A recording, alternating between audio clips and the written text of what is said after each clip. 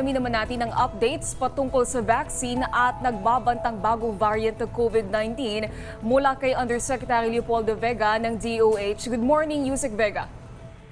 Good morning, Dayan. Dayan at saka Kayubi. Okay. Good morning sa inyo lahat.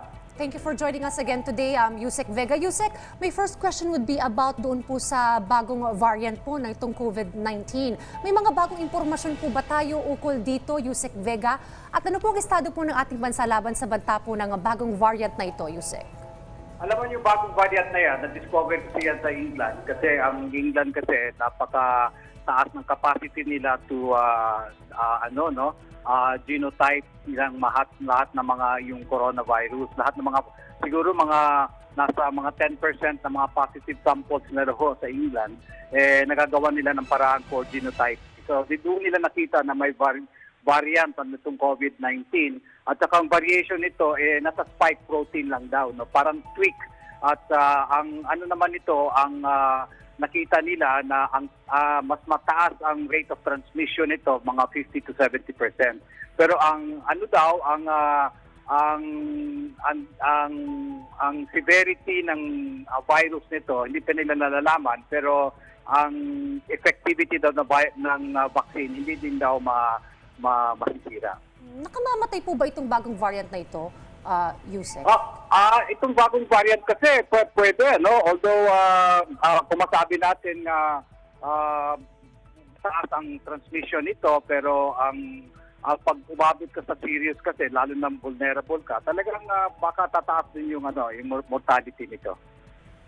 At Yusek, kung sakali po at huwag naman po sana na makapasok tong bagong variant na ito sa ating bansa, malalabanan po ba ito ng vaccine na ating gagamitin para sa ating mga kababayan? So far, gaano po ba tayo kahanda sa banta na ito?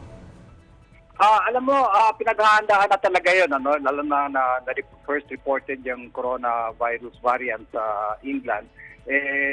Nagtupad na nga ang ITF to the President's Directive na wala munang papasukin na mga flights coming from UK at saka yung lahat ng mga countries na may nagre-report ng mga positive na coronavirus mutation, kailangan ma-PCR test ko dito sa pagdating nila sa bansa, dito sa destination nila sa Manila, tapos i-quarantine sila for 14 days irrespective of the results, kung positive ka ba o negative.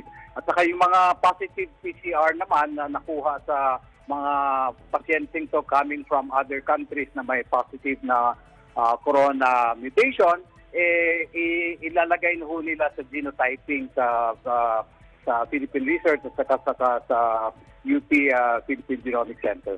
Yusek Vega, dahil reportedly meron na sasaba ng bagong strain itong COVID-19, meron po bang assistance na i-extend ng DOH at IATF po sa Sulu, sir?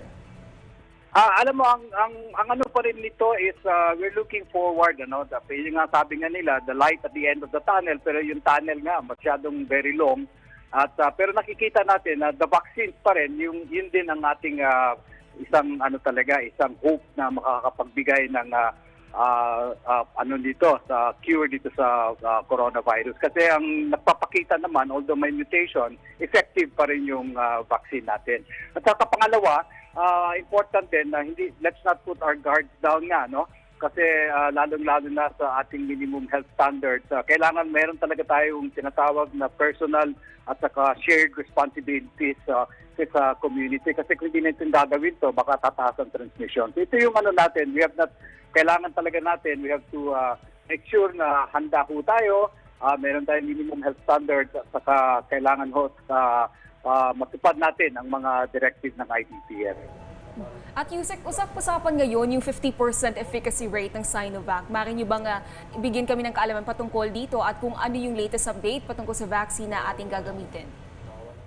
Ang mga vaccines kaya, ang dami ng candidates na tinitingnan ng vaccine technical panel na headed by the DOST, of course, At tapos pagkatapos ito, ang nandiyan nakaatay yun sa mga candidates ayon kay Sec Galvez, yung mga coming from AstraZeneca, yung mga coming from Gamaleya, yung sa Russia, coming from Johnson & Johnson, at saka nandun din yung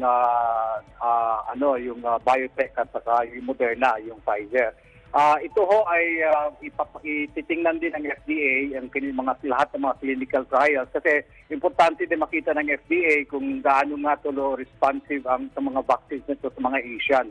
Kasi ang most ng mga clinical trial ginawa ho nila nandun sa state, puro ho yan mga Caucasians. Tapos although may segment din na tinitingnan nila yung mga Asians na binigyan nila ng clinical trial. So ito yung pinaghahandaan ho ng DOST and FDA at saka wala pa namang na-approve na emergency use authorization pero may mga candidates na po tayo. Okay, yung 50% efficacy rate ng dinedevelop po ng Sinovac, acceptable naman po yun, sir, within the requirements of World Health Organization? Actually, ang Sinovac magbibigay na ng completed data nila sa clinical trial phase 3 kasi yan ang hinihintay na lang ng FDA. Titingnan kung ano ang effectivity ng at saka safety data ng Sinovac. So wala pa talaga akong data coming from the FDA kung naipasa na to. Okay, Yusek, inanunsyo po ng palasyo during the IATF meeting with President Duterte na nag-apply na po yung Pfizer para sa COVID-19 Emergency Use Authorization o EUA rather. Ano po yung update po dito, Yusek Vega?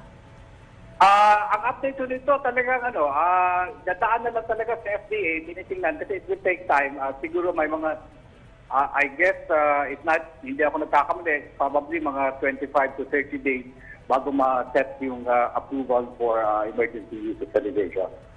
Alright, thank you for your time today. Maraming salamat po, Yusek Leopoldo Vega, sa pagsama po sa amin. Thank you, Dan, and thank you sa inyong lahat po, and good morning to all. Advance Happy New Year po, sir.